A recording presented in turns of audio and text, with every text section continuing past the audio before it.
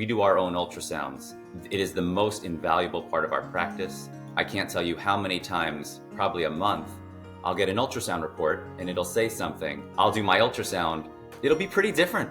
Microcalcifications, which are a very big deal and really increase your risk of thyroid cancer. And then when I do my ultrasound, it's a partially spongiform nodule. There's posterior enhancement that's causing these, horizontal white bright lines, and they're calling it microcalcifications. Right. And it actually changes it from being very suspicious to being very low suspicion. I tell all my patients, I tell all the other doctors, ultrasound is much more than a picture, it's a movie. If you can't hold it and you can't kind of change your view, you really can't say enough about it. So being the ultrasound tech and the radiologist at that point was really helpful. Welcome to Save Your Thyroid, a podcast all about thyroid nodules. My name is Jennifer Holcomb, and I advocate for fellow patients suffering with this very common condition. Thyroid nodules impact 70% of adults in their lifetime, and the standard of care is surgical removal of half or all of the gland. But in recent years, safe and effective non-surgical treatment options have become available. In this podcast, I sit down with patients and physicians to discuss life with thyroid nodules, treatment options, and how to save the thyroid whenever possible. Dr. Aaron Rockoff received his medical degree from New Jersey Medical School and completed his residency at Robert Wood Johnson Medical School in New Jersey. After switching coasts to attend fellowship at the University of California, Irvine in endocrinology, he joined Endocrinology Medical Group of Orange County in 2014. There, he has been a partner since 2019. This practice specializes in thyroid disease and is one of the few endocrinology groups that performs their own ultrasounds and biopsies. They added radiofrequency ablation in 2023 and have already found it to be a natural extension of their prior experience. Dr. Rockoff has performed thousands of biopsies and ultrasounds and decided to start doing RFA to help provide his patients with an alternative to surgery when appropriate. Well, good morning, Dr. Rockoff, and welcome to the podcast. Well, thank you so much, Jen, for having me on. I'm really excited to be here. It's really awesome to meet you. I had a really great time getting to know your colleague, Dr. Shah. So today you can tell me more about yourself and how you and Dr. Shah kind of work together at your practice in Orange. But first, let's start off by letting you tell us a little bit about yourself, your background, and how you came to be an endocrinologist. Oh, you want the short or the long version? Okay. Probably the short version is I did not know I wanted to be a doctor until much later than most of my colleagues. I went to Carnegie Mellon University. I did computational chemistry. And then I thought, okay, I'm going to get a computer science job. And so I worked for 4 years in New York City writing financial software. Probably 2 years into it, I realized, just writing software to make other people more money wasn't for me. And so I started thinking, okay, this is, a big quarter life crisis. What do I do now? And so I volunteered at Columbia Presbyterian in New York City in their ER. And I really liked it. And I thought, wow, I'm going to be an ER doc. Yeah. It changed a few times. And I said, okay, what do I have to do to get there? And it took me 2 years after that to get all the classes done and apply to medical school. And then luckily, they looked past my awkward route to get there. And I got into New Jersey Medical School, where I'm from in New Jersey. And even then I thought I'm going to be a trauma surgeon. I'm going to go in there and save lives. And it took me a little while to realize that my best skills are engaging with patients and kind of helping them accept whatever my plan would be. I have a strong family history of diabetes and thyroid issues. So endocrinology kind of was something I was thinking about in medical school. It's personal for you then. Yeah, everything I do, I always have an anecdote. Oh, well, with a diabetic patient, I might say, well, my dad's on this or my uncle's on this. And hey, wow. I know I'm scared of this happening to me too. And with thyroid issues, it's the same thing. I tell them, give me a second, be patient. We're going to get you there. And I feel like that helps with any kind of relationship that you have, be it you're a Definitely. doctor, a teacher, something. If you can connect, you're going to get that person to kind of go with you a little bit easier. Hmm. And so it was probably medical school. I thought about endocrinology more.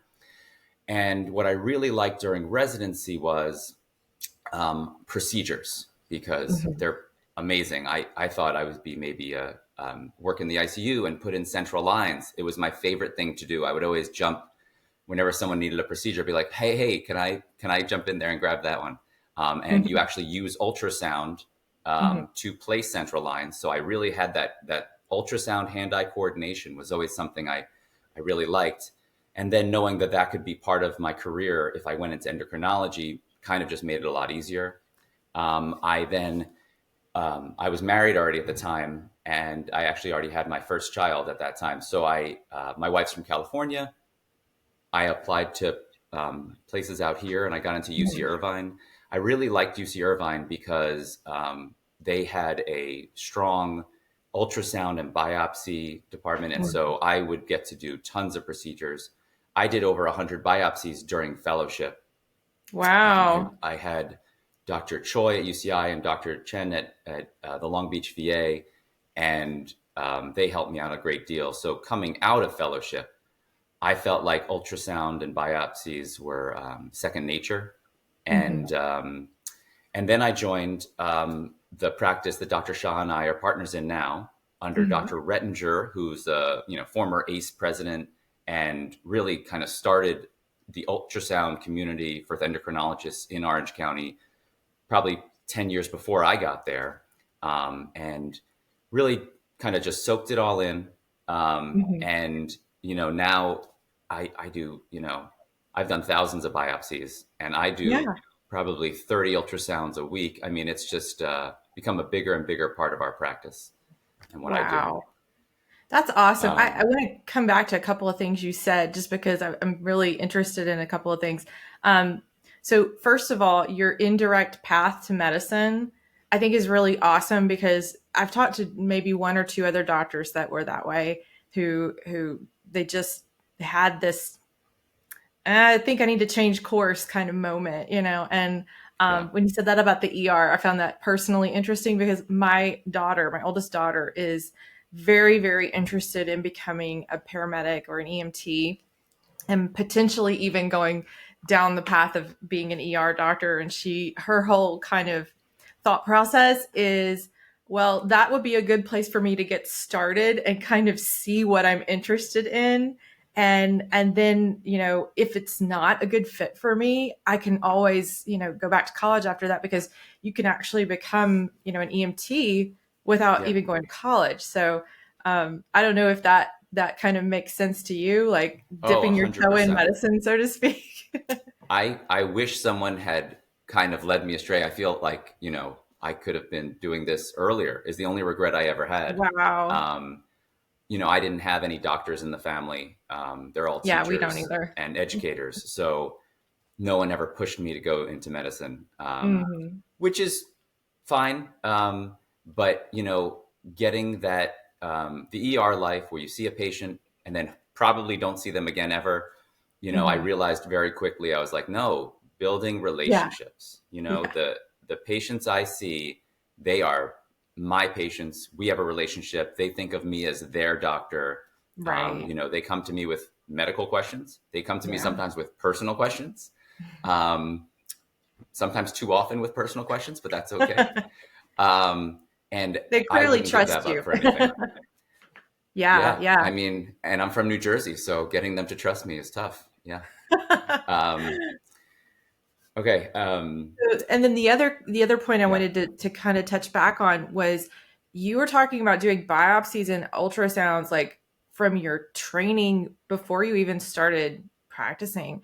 And I think that's amazing because so many of the doctors I've interviewed who are endocrinologists, they talk about going through all of their training and then realizing, oh, this is something I need to learn and adopt. And so after they've been practicing for a while, then they kind of adopted ultrasound. And so having that experience with you from like the get go is really awesome because it's like ingrained into you as like this integral part of what you're doing on a weekly basis. So I think that's amazing. And that's Yeah. also, it's a lot of us in this community know ultrasound is absolutely the most important thing for a doctor to be able to have a good grasp of if they're going to be doing RFA, which is what we're going to talk about in a little bit. So so that's amazing that you were doing that in your training, in your fellowship. So um, speaking of training, let's talk a little bit about how you trained in RFA for thyroid nodules. Okay. So we had been considering getting into RFA probably around 2020, pre-COVID. Yeah. Um, I was getting started to think about it, and Dr. Shah and I were looking into where we could get training, and you have to. It's an investment. You have to buy a Yeah. machine and everything. And then COVID kind of put it back a little bit, and so then it wasn't Yeah. until 2022 that we then started saying, okay, we got to do this, and we shadowed other people in the area that do RFA, and we sat through Hmm. some of their cases. And I remember thinking we were up at in Los Angeles with an endocrine surgeon up there who does it, and she's sitting behind the head of the patient with the ultrasound in one hand and the probe in the other, and there's gauze and the patient's got a blindfold on and everything else, and I'm like, that looks like me doing a biopsy, you Yeah. know except a lot longer, because you have to, Hmm. it's instead of a 20 seconds you're in there getting a biopsy sample, you're in there for 40 minutes. Right. But I thought to myself, this is right up our alley. And so I knew it was going to be something that wasn't going to be too difficult of a transition. We Hmm. then went and did a course in Arizona, and we practiced multiple times on. They make this kind of agar gel thing that Yeah. you've probably seen 100 times Oh with yeah. You patients. gotta love the And phantoms with the chicken and the jello. yep, it actually it works well, but it's Mhm. nothing like the real thing. Right. Um, we actually did this on a deceased person's Hmm. neck as well, but it's Hmm. you can't compare that to a living person who's sitting Right. there, blood is flowing, they are talking to you, Hmm. and you're trying to keep them nice and relaxed. But Hmm. all that training was really helpful. And again, the whole time we went through it, because we do ultrasounds perpendicular, parallel approach. We did start doing, once we knew we were getting into RFA, more behind the patient's head approach for our Hmm. ultrasounds. Hmm. But it all kind of just seemed like an extension of what we were already doing all Hmm. day long, multiple times a day.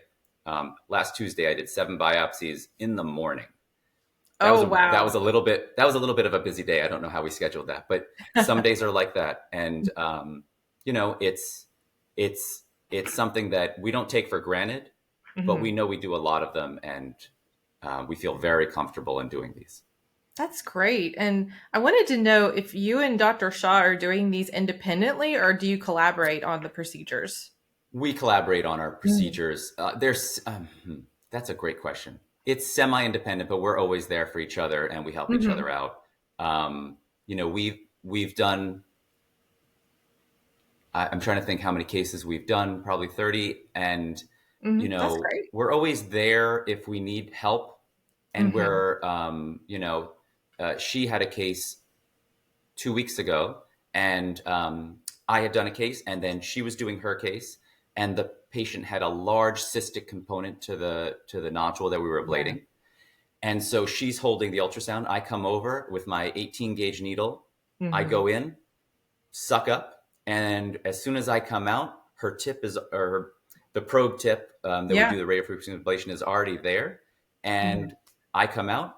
We hit go, and the cystic component gets annihilated, and yeah, so it is a little bit of a tag team sometimes.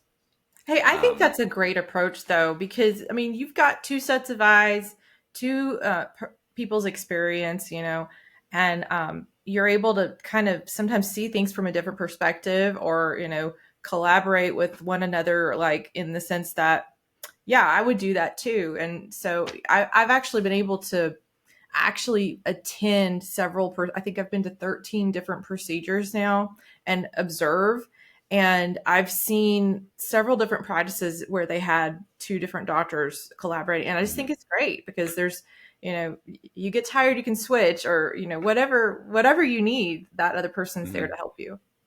Yeah, we're definitely a team. And even before that, when we both worked under Dr. Rettinger, who retired, Hmm. wow, it's been 4 years almost.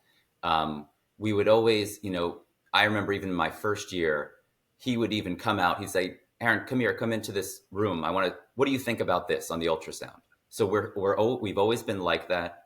Hmm. I can't imagine not being part of a team, because if you don't have someone else to ask, what do you think? How do you grow? How do Yeah. you get better? And we do our own ultrasounds. Hmm. It is the most invaluable part of our practice. Um, I can't tell you how many times, probably a month, I'll get an ultrasound report and it'll say something. I'll do my ultrasound. It'll be pretty different. A lot of Hmm. times you'll see microcalcifications, which are a very big deal and really increase your risk of it being thyroid cancer. And Hmm. then when I do my ultrasound, it's a partially spongiform nodule. There's posterior enhancement that's causing Hmm. these, horizontal white bright lines, and Hmm. they're calling it microcalcifications. And it Right. actually changes it from being very suspicious to being very low suspicion. Wow. And so, you know, having the probe in your hand and being able to move it, I tell Hmm. all my patients, I tell all the other doctors, ultrasound is much more than a picture. It's a movie. If you can't Hmm. hold it and you can't kind of change your view, you really can't say enough about it. So being the ultrasound tech and the radiologist at that point was really helpful. Oh, definitely. I'm so glad you brought that up because in the Save Your Thyroid community, we frequently have patients who, and I'm not crazy about this, but they'll upload pictures from their ultrasounds and they'll ask people, what do you think about this? And first of all, none of us are doctors. We keep the community patients only for a reason. Mhm. We want patients to be able to speak freely and to share their experiences without concerns of, well, what is my doctor going to think if my doctor's in this group? But also because we want to keep it patient focused and we don't want it to turn into some advertising hub. And so when these patients are commenting on other patients' ultrasounds, I always tell them, listen, we're not giving you medical advice. You need to see not just a doctor who does ultrasound. You need to maybe consult with one of the physicians that we know who does these procedures because their Mhm. perspective on this may be completely different from the ultrasound tech at your local imaging center or the radiologist who interprets that ultrasound. So we've had a number of patients who had the exact same experience you just recalled, where they had an ultrasound done locally and then they traveled to see a provider who actually does RFAs and they got a completely different interpretation of what they were seeing. Yeah. So I think that's very important to underline. Make sure that you find a physician who actually ultrasound is their wheelhouse. And if even better, if they do RFAs, because they're going to know, is this nodule in a good location for an Mhm. ablation? Is it going to respond and all those kinds of things? And spongiform, you mentioned spongiform. So tell me a little bit about what that means, just for the benefit of the viewers who Sure. have a spongiform nodule. So if you've ever heard that you have a spongiform nodule, take a deep breath and relax. That's a good thing. Yeah. And what you're getting these little cystic areas within your thyroid nodule, and uh, cystic areas are much less likely to be cancerous, and these Right. tiny cystic areas are overwhelmingly tend to be benign. Um, but it got the term spongiform because you basically see it kind of looks like the holes in a sponge as you go over it. Mm-hmm. And so these little cystic areas tend to be part of benign nodules or multinodular goiters. And the effect that it has, though, because as the sound waves pass through the fluid part, they go through more quickly, and then right at the end of it, where it finally hits some solid material, it comes up and it actually shows up brighter. So it'll look like a white horizontal line. And Oh. that's how you get that spongiform effect. But it can be confused if you get in the Mhm. lots of little small ones, you could be confused for microcalcifications. So Wow. it's one of those things where it can change your whole plan, and Yeah. prevent biopsies. If you know you have a 1.5 centimeter spongiform nodule, you're not biopsying that, but a 1.5 centimeter hypoechoic nodule that you think has microcalcifications, definitely you're Hmm. going to biopsy it. So Mhm. It's saving people a lot of, not that a biopsy is the worst thing in the world. We do it in our Mhm. office with 27 gauge needles. The patients don't even leave with a Band-Aid. But Wow. not having to do a biopsy is nice. Not having to worry a patient is nice. I mean, that Mhm. stress, that time between I do the biopsy and I call them back, even if it's good news, that Mhm. period of time is very stressful. I can't tell you how many times I get a call and I'm like, hi, just want to let you know the biopsy is benign. I try to say that right away. So that they're not worrying anymore. I don't waste any time. And it's always like, oh, thank goodness. I haven't been able to Yes. sleep for a week, or I've been really worried. Yeah. Oh my goodness, it's so So true. And we see it all the time from patients who are in that waiting period and they're just so anxiety ridden. And so we try to comfort them by providing them with statistics about, 90 to 95% of thyroid nodules are benign. yeah. And so, you may not have to do anything, but if you need to do something, here are the potential options. And so that's awesome that you provide them with that feedback as soon as possible. Thanks so much for watching this episode. I hope you're enjoying it. This podcast requires a lot of my time, effort, and resources, but it is a labor of love. If you'd like to directly support my work here, you can do so in two different ways. You can purchase products from one of my affiliate brands, or if you would prefer to make a donation directly to the podcast, you can do that as well. Links to do either are located in the description below. Every dollar contributed goes right back into this podcast. Additionally, if you'd like to support the Save Your Thyroid patient advocacy community, which is working toward becoming a nonprofit organization, you can donate via our fiscal sponsor, THYCA, Thyroid Cancer Survivors Association. Simply visit thyca.org, click donate, and designate your gift for SYT. To learn more about us and the work we do, please visit saveyourthyroid.org. If you have any questions about any of this, don't hesitate to email me at saveyourthyroid@gmail.com. Any way you choose to support the podcast or the SYT community is sincerely appreciated. Your generous contribution keeps this work going and helps us to help more patients like me and you. Thank you so much for watching, and now back to the podcast. So I'd like to talk through just quickly the steps of the process of you doing this procedure. So talk me through did they have some kind of medication to help with relaxation, and then anesthesia, and then the Great. procedure itself? So we go over a huge checklist of things. For instance, we go through, they have to wear loose fitting clothes. We have to put Mhm. grounding pads on their legs. So they have to have an area with that's shaved a little bit, usually on their thighs. We tell them to do that beforehand. Mhm. Um, we try to, yeah, I do give my patients a low dose Xanax beforehand, Mhm. especially if they're naive to benzodiazepines. Then usually it's the lowest dose, 0.25 milligrams. And Mhm. that tends to be more than enough. I've caught a lot of patients snoring during the procedure, so it works. Yeah. Um, we will have them change into maybe just a little hang top, no metal, and we put on, the paper shirt that you get in the hospital. We cut it a little lower.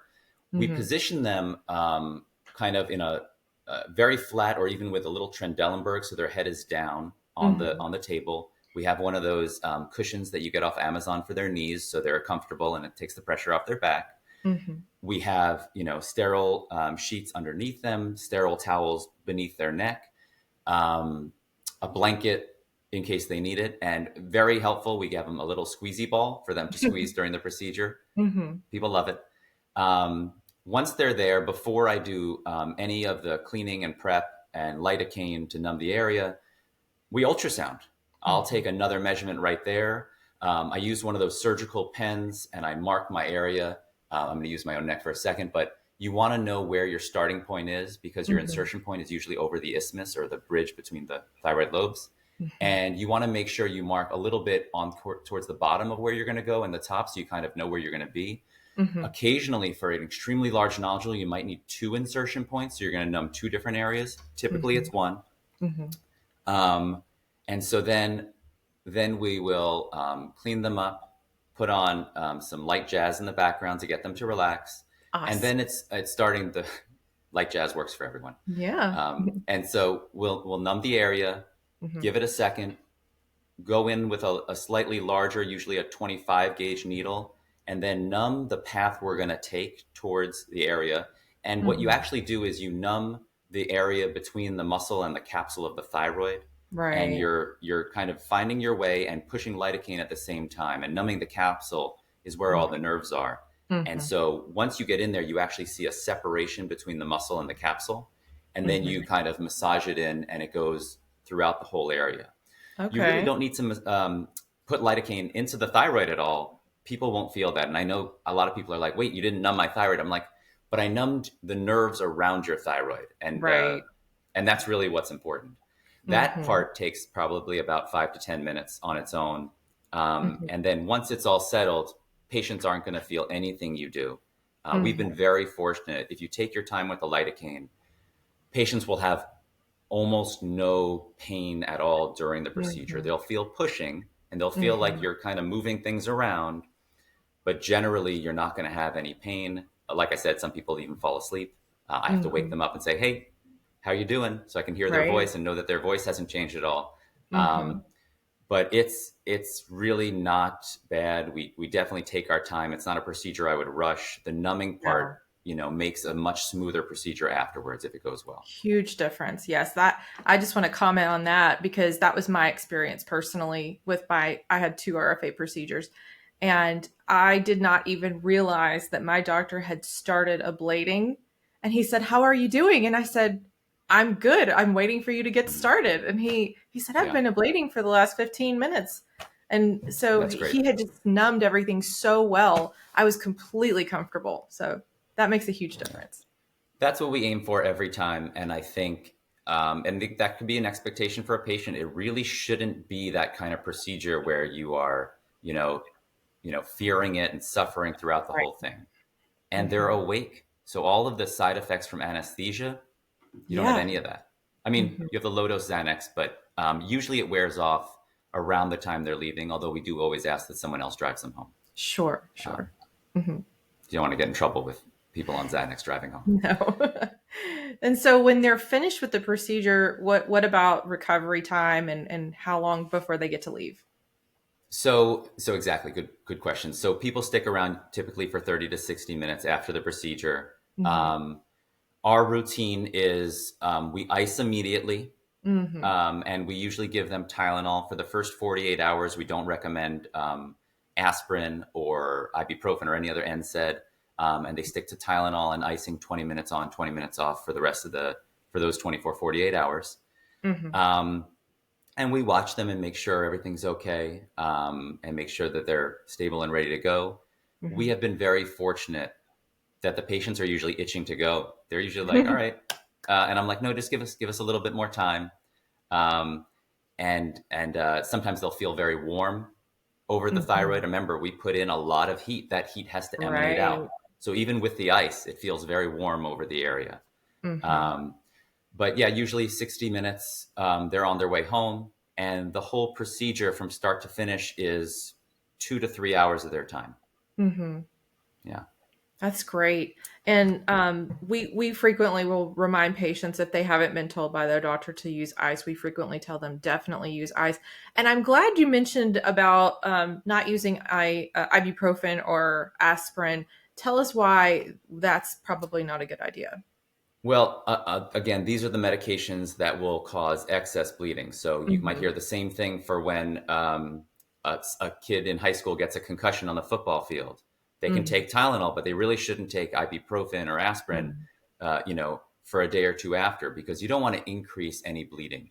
Right. When we do that, part of the thing we do during ablation is we actually aim for all the feeding vessels, the blood vessels Hmm. going into it, which is Hmm. great. And they should be cauterized by the RFA because the temperature gets so hot that these blood Right. vessels are basically burned up. Hmm. But we still did a lot of, damage to that nodule, and we don't want to Hmm. cause any excess bleeding in that area. We want things to kind of shrivel up and the Right. blood flow to that area to completely stop. And so they Mm-hmm. might have, if you took it, you might have a prolonged bruising or soreness period afterwards, and you would increase your risk of other complications. Mm-hmm.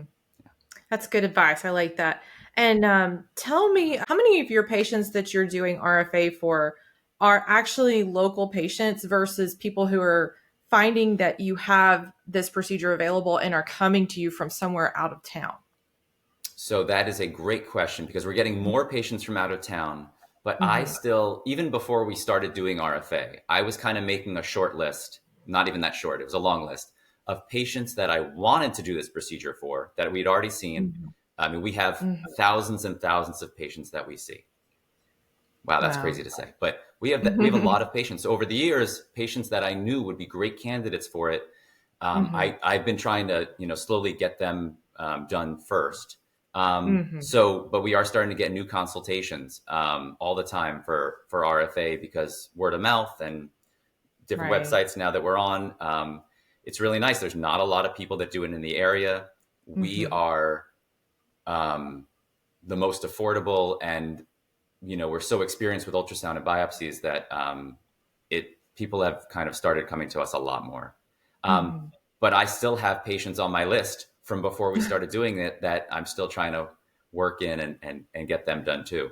Um, Wow. I have one patient who was one of my main ones. I had told him to have a hemithyroidectomy 8 years ago before I even thought about Wow. RFA. I said, this is huge. Your airway Yeah. is moving to the other side, which is one of those things Oh, that we will always comment on when we're doing on our ultrasound. If there's tracheal deviation away from right. the nodule, gosh, that's a scary finding. And he's asymptomatic, so he dragged his feet, and Wow. he was always asymptomatic. Mm, Um, and that's good. after our yeah, and then after our first RFA, I had him come back at 3 months later, and that tracheal deviation had corrected, and I was Hmm. so happy to see that. It just, there's many more people like that I'm eventually going to Yeah. hopefully fix without the need for surgery. He's not on Hmm. thyroid medication. He had no complications. His had gotten so large that I actually just had him come back this past month for a second session of RFA. Hmm. And his had gone under the collarbone a little bit. It was so large. And Hmm. so those are hard to get to. But what happened was in the first section, I burned everything I could. And you could Hmm. see on this last ultrasound, you could see there was a large section of his thyroid nodule, which is over 7 centimeters, very large. You could see the part that I had burned that had kind of shrunk, and it brought up Hmm. the stuff that was under the clavicle. And now Yep. you could see the whole nodule. It made me realize it was much larger than I even realized before. But now I Hmm. could get to the parts I couldn't get to before. And so I'm hoping that when he comes back, this was just 2 weeks ago, I'm going to Wow. see incredible shrinkage Oh, because, wow. doing this for your patients, and making them feel better, that's what it's all about. So having Absolutely. this new tool really helps. It gives you the option of not just sending out to a surgeon or, Mhm. somebody else and really just, limiting all the risks, but also taking care of them yourself. They're your patient. I Definitely. love taking ownership over my patients and trying Mhm. to do everything for them. And this just helps me do that. That is so amazing. I actually had a very similar experience as what you were just describing with your patient, except for I did have pretty severe symptoms of that tracheal deviation. I felt like I was Yeah. choking all the time. So that's why when you said he wasn't having symptoms, I thought, wow, that's amazing.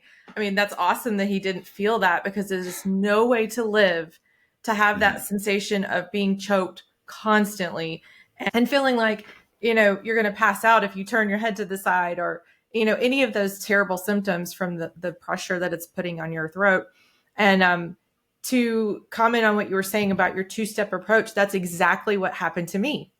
And Hmm. it worked beautifully. I've had I've had a 90% reduction over Wow.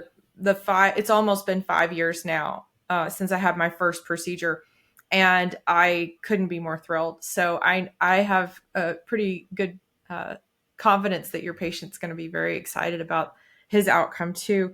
And so actually, we did have a patient in the community ask this question, and I wanted to throw this out to you is patients who have traveled other places to have Hmm. RFA, but maybe are local to you and Dr. Shaw.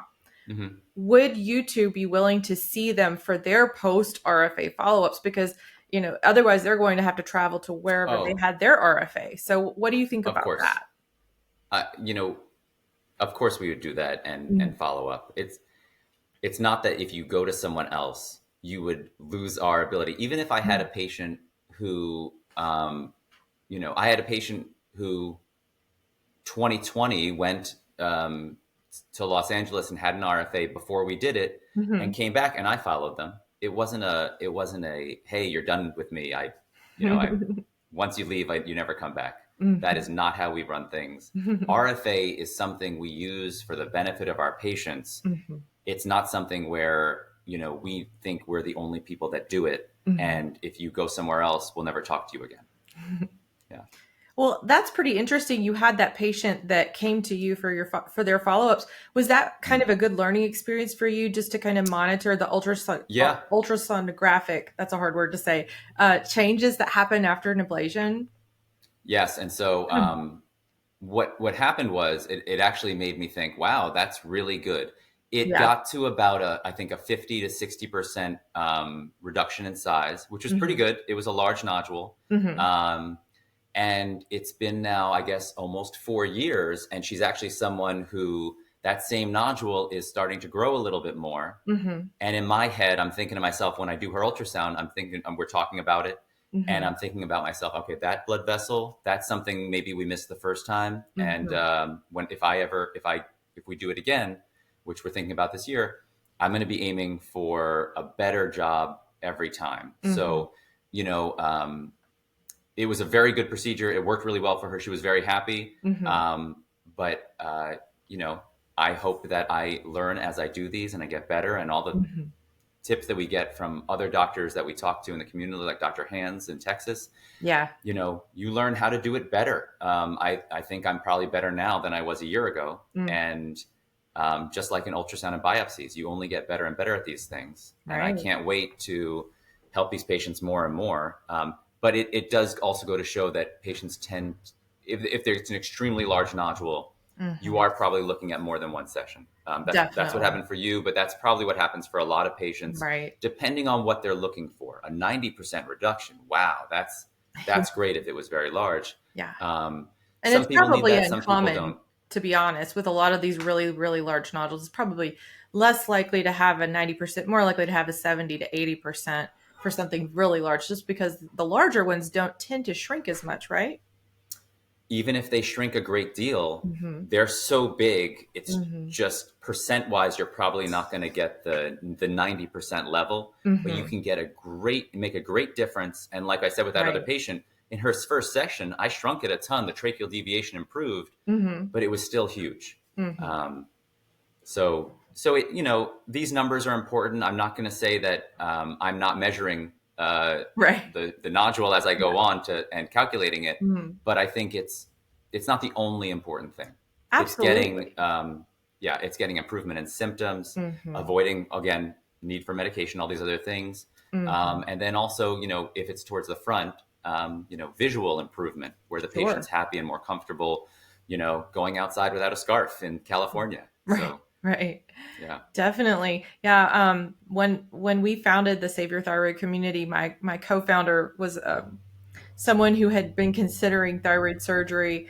And she said, I was looking at pictures of how to tie scarves to hide my potential scar from having thyroid surgery. And that was when she stumbled upon an article about RFA, and that changed everything for her. She actually went overseas and had RFA done because it was not in the US at that time. Yeah. Then when I was going through my experience, we were able to connect online, and she kind of walked me through the entire process of what I was going to experience. And it was so tremendously helpful. And that's why we have the Save Your Thyroid community. Just a little side rant there. I'd like to take a moment to thank the sponsor of today's episode, RGS Healthcare. RGS Healthcare has been a leading medical imaging equipment distributor for more than a decade. RGS is known not only for recommending personalized medical equipment solutions, but also for offering continuous support to ensure success. One thing RGS is particularly known for is unparalleled physician training and on-site staff support. They are the only medical equipment supplier known for accompanying their doctors to exclusive, specialized thyroid RFA physician training on live patients proctored by leading world experts. If you'd like to learn more about RGS Healthcare, please visit their website, rgshealthcare.com. A heartfelt thank you goes out to RGS Healthcare for supporting this channel. Now, back to the podcast. Yeah, I think it's amazing how you're helping these patients improve their lives and helping them to not need to go on medication. That's a big important thing for patients today. They're constantly saying, I don't want to have to take thyroid medication. It's not to demonize thyroid medication and say if you have to go on thyroid medication that is going to be the end of your well-being and health. It's just to say, if you can preserve your existing thyroid function, that's always going to be a positive thing. So that's I agree, the 100%. wonderful thing about RFA. And regarding the natural function of the thyroid, and let's talk a little bit about lifestyle things, because this is something we have people asking about constantly. People always want to know, what can I do on my own to maybe complement the process of this nodule either not returning or this nodule reducing better as it's, after it's been treated?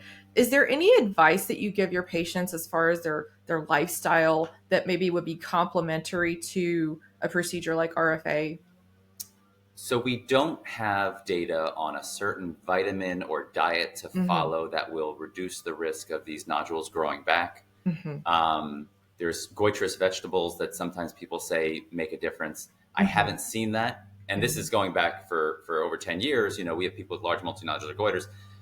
People who grow large nodules, they grow large nodules, and changing little things doesn't happen. I will admit, though, as a endocrinologist who also treats diabetes, I tell everyone to eat their vegetables and their fruits. But that's just me. And I think a healthy lifestyle is important for all these things. One day we will probably learn that we should be doing X, Y, and Z, and that this vitamin X is what really will help shrink these nodules and, avoiding certain things. But at this time, I don't think there's any data showing something that will definitely work. If there was, we would all be doing that instead of considering surgery or RFA and all these other things. Right.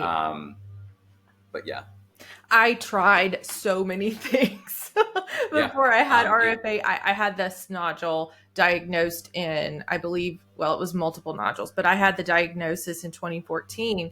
And between 2014 and 2019, I tried so many things and nothing made a difference whatsoever. And even since I had my RFA, I've tried a number of things just to try to improve my lifestyle. And I've had a lot of improvements in general, speaking generally about my health. But every time I go back for that follow-up, it's like, no, those nodules, those little ones that you didn't have treated with RFA, they're still there. They're still the same size. Now they're stable. I'm happy to say that they're stable and they're not growing. But, I have not found the magic silver bullet, thing to do lifestyle-wise. And so that's the unfortunate thing that we have to constantly remind patients, is that, we, like you said, we don't have data to point at any one particular thing. And we also don't have any particular known one singular cause of thyroid nodules either. It's such a multifocal thing that, who's to say that what's caused yours is the same as what's caused mine or the next person? And so if you don't know the cause, how can you really address it?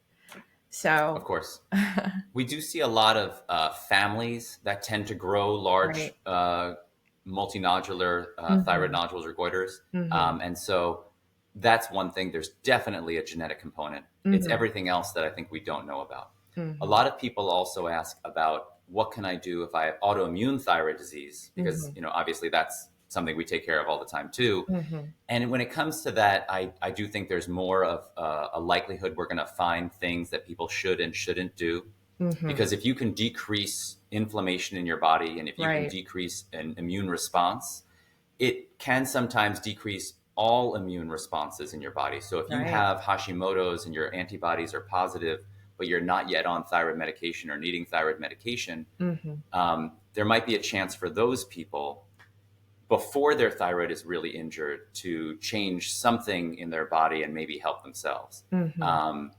So I had one patient I remember years ago, and she had positive antibodies for Hashimoto's, but was not on medication yet. She had positive antibodies for type 1 diabetes, celiac, and Addison's. She had a smorgasbord of things.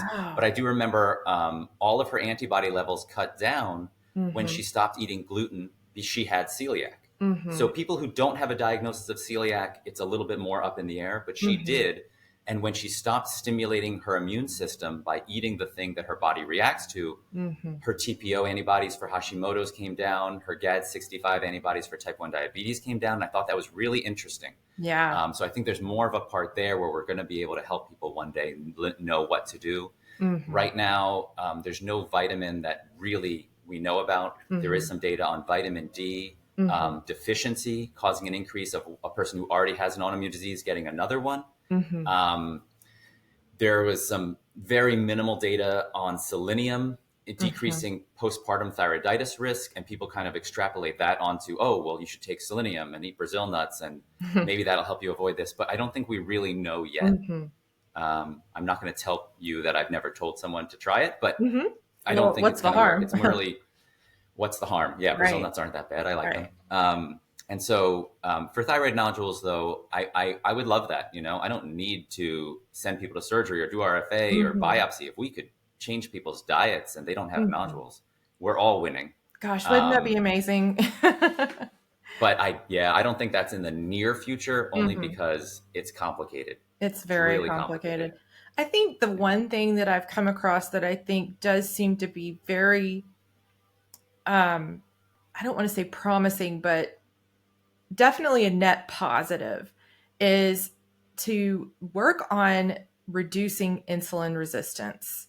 Anyone who has Yeah. a degree of insulin resistance, we know that's going to create other kinds of problems in the body. And I've not dug deep in it recently, but I did last summer do a ton of research on the connection between metabolic dysfunction and thyroid cancer. And so even if it doesn't reduce or prevent new nodules, it might at least just keep things from getting worse.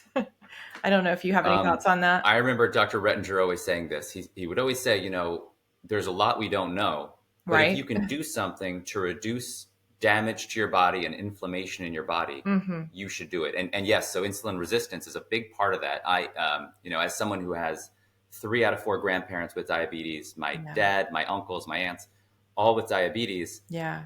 I worry about that a lot. So, I try and do all the things I tell my patients. You don't want to go to a cardiologist who has a cigar in his mouth. You don't want to go to an endocrinologist who's, got out of control diabetes. Mm-hmm. And I think you can probably, and I don't have data on this, but you can probably extrapolate that where you could say all these healthy things that are going to decrease inflammation and insulin resistance in your body Mm-hmm. are probably not harmful in other Right. ways that might be preventing progression of cells to cancer. Mm-hmm. It's probably going to be helpful, but Mm-hmm.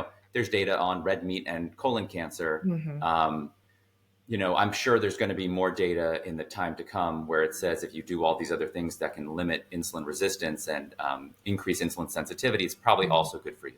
Right. There's a huge increased risk in many cancers for diabetics, and Right. it goes up with uncontrolled diabetes. Right. So everyone's always worried about the side effects from diabetes medications causing cancer.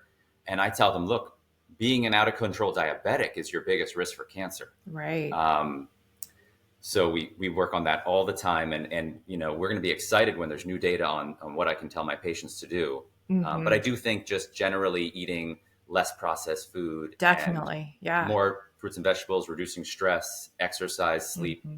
If you put all that together, you're probably doing yourself a good service to help you reduce the risk of cancer in the future. That's right. All those things are good things. And we're so quick to kind of glaze over those things and think, oh, well, that can't make a huge difference. But I can tell from personal experience that when I let those things go, I feel like garbage. And when I focus in on those things and make them a priority, I Mhm. feel like a totally different person. So that's very important.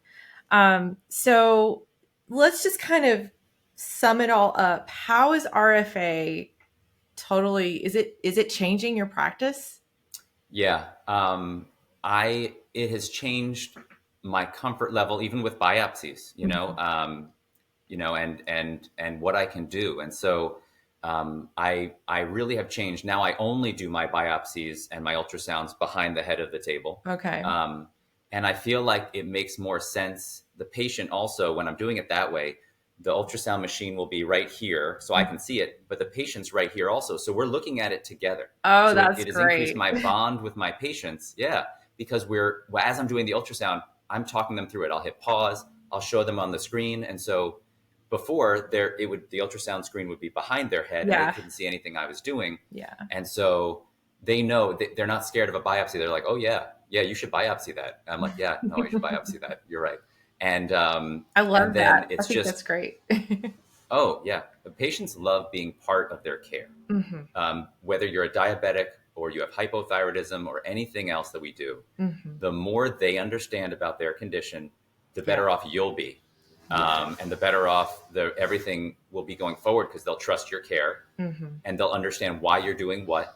Um, I had a new hypothyroid patient yesterday, Hmm. just diagnosed with Hashimoto's. And I brought up a picture that I bring up off the internet all the time, and it shows how the hypothalamus releases TRH to the pituitary to release thyroid stimulating hormone, which is affecting your thyroid. Hmm. The thyroid releases T3 and T4, more T4 than T3. And I go through all these steps and I show them where the problem is here at the thyroid level, not at the brain level. So Hmm. we can use these other. The person, she was so in, and I was running half an hour late. She wasn't mad at me at all. I might have been 40 minutes late actually, but she was all in. And at the end, she was like, "Thank you so much. I really feel like I got this now, and Awesome. I'm not scared of this anymore." Mm. And the plan sounded great. It made sense, and it gets them on board. So whatever you're doing, any kind of doctor, the more Mm. you bring the patient into their care, the better it is. Absolutely. And I think that Makes is it easier for so me too. important. I mean, I Yeah. I can speak from my own personal experience. Just a few weeks ago, I went locally to have a thyroid ultrasound. And Mhm. my plan was to get this disc made and send it in the mail to my doctor who did my RFA, because it's been almost 5 years. And it was the same thing you were describing in reverse. I had my head um, with the ultrasound like beside my head, facing away from me. I couldn't see it, and I'm asking the technician questions, and she's not telling me anything. And I'm like, can't we just have a little dialogue here about? I understand that you're not supposed to like give your opinion on anything, but I'm pretty educated on how all this Yeah. works. I actually had to inform her about, RFA does this to the thyroid gland. You're going to see this, that, and the other. And Mhm. it was kind of interesting. She had actually ultrasounded me before and been more open in discussing with me things. So this time she didn't. I was like, well, that's really strange. So finally, I had to get on the phone with her a few weeks later and be like, okay, I can't open up this disc and send it to my doctor. I'm going to need you to explain to me what you saw. And it turned out it was fine. Everything was great. But like you Mhm. were talking about earlier, all those weeks had passed, and I'm like wondering in the back of my mind, did she see something that I wouldn't be happy to hear about? Yeah. And unnecessary anxiety, unnecessary worrying because of the not knowing. And so, like you're saying, bringing the patient along, explaining everything to them, helping them understand it, that knowledge is so powerful. So that is amazing that you're doing that. So tell me about do you have anything going on locally in your community where you're involved? Dr. Shaw and I talked about this a little bit. So tell me about what you're doing in the community locally. So our office is the thyroid cancer and thyroid nodule specialists in our area. Okay. And so we take part in a bi-monthly case conference that we run, Hmm. and we involve the UCI fellows, and we involve some of the chalk pediatric fellows and attendings and the other local endocrinologists in the area. Hmm. And we go over difficult cases so that everybody in the area knows, they'll get 15 opinions at once if they have a difficult case. Hmm. It does turn out to often be a thyroid nodule or thyroid cancer conference. It just goes that way. No Yeah. one really brings up diabetes cases. Hmm. But people, they'll come to the office and they'll learn. Some of the chalk attendings, which is the Children's Hospital of Orange County, sorry, Hmm. have come to our office to learn ultrasound from us. And then I also do a St. Joseph's Hospital, Providence St. Joseph's Hospital head and neck cancer monthly symposium. It's been online the past couple of years. Hmm. And so I'm the only endocrinologist on that board, and it's huge because you have surgeons mostly, you have pathologists, you have radiologists, Hmm. and an oncologist there, but they don't know thyroid cancer like we know thyroid cancer. And Mm-hmm. so we're often like, whoa, whoa, whoa, hold up. No, change your plan here. Mm-hmm. And so this will be cases of mostly not our patients Mm-hmm. that we're taking care of. And I can't tell you how many times the plan of care has changed for a patient after that Wow. conference. Oh Um, my goodness. but that's okay. And so getting information that we have about thyroid nodules and thyroid cancer and who needs Mm-hmm. surgery and who needs what, getting it to the other doctors in Orange County is a huge part of what we do because Mm-hmm. it benefits everybody, Oh, when definitely. people get the better care. Yeah. Definitely. I'm so happy that you brought that up because that's one thing that Save Your Thyroid for the last 2 years we've collaborated with the Thyroid Cancer Survivors Association, THICA, in Yeah. their annual conference that they do, which is this really wonderful connecting of physicians in the thyroid cancer space with all of these thyroid cancer patients. And so I've done 2 sessions for the past 2 years on RFA and other thermal ablation techniques that are now, in some cases, being used to treat certain very limited, Hmm. selective patients' thyroid cancers. And so I just think it's so important because, like you're saying, all of these other physicians that are coming to these meetings are learning about this, and that's what happens at the THICA conference as well. It's an exchanging of ideas and knowledge, and so I don't know if maybe you might want to consider uh, being a part of our physician panel at the next THICA conference because I'd love to have you offer your Yeah. expertise there. That sounds wonderful. And that's one of the sites that after my patients, after they're diagnosed with thyroid cancer, I always send them to. Yeah, it's a great resource.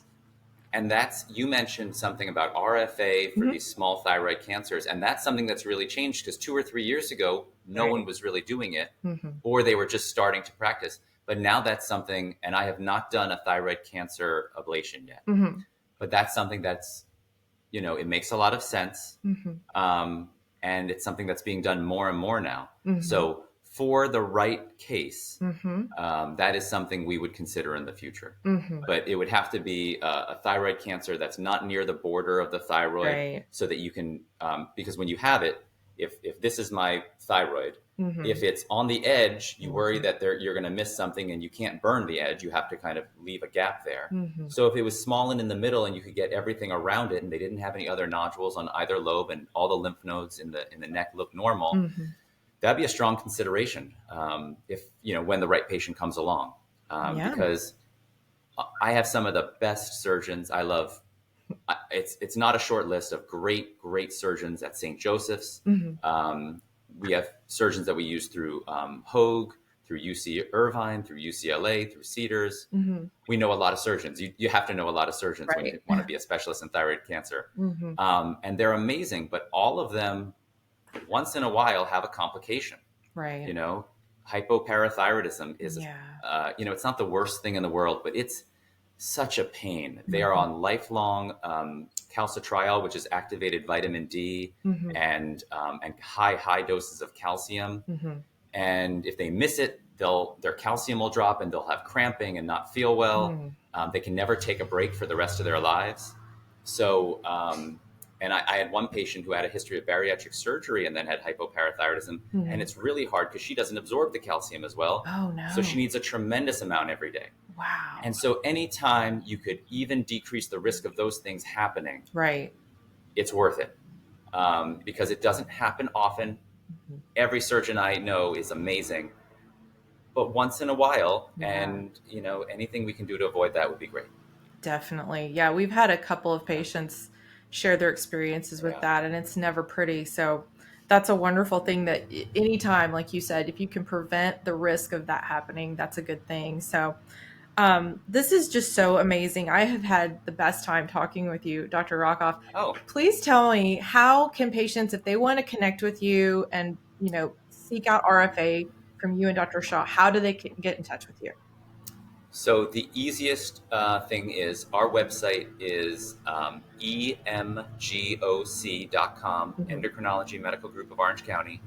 And through there, there's also a lot of information about RFA. So even if they don't want to contact us yet, but they want to learn more about it, there's a ton of information about RFA on there.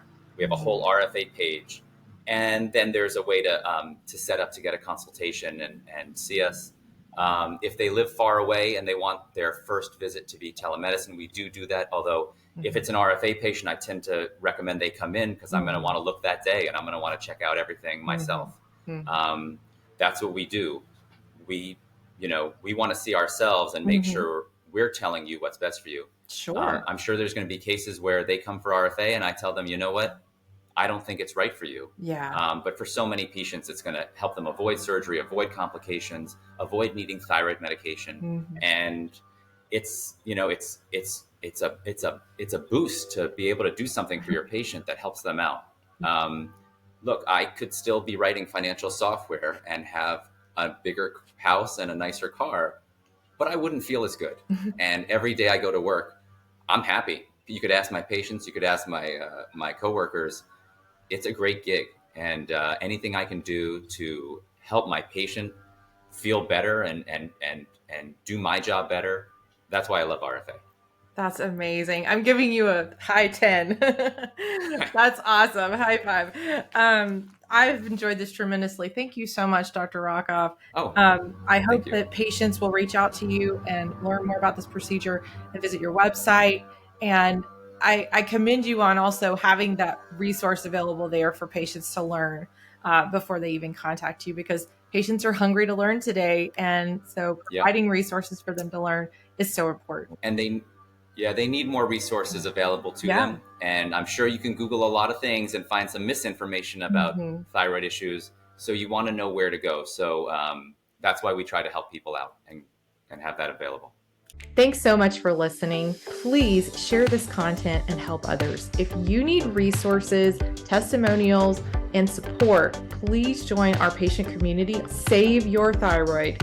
You can also find me on social media and Substack under the media handle, It's Me, Jenna. Never forget to educate yourself and be your own advocate and save your thyroid.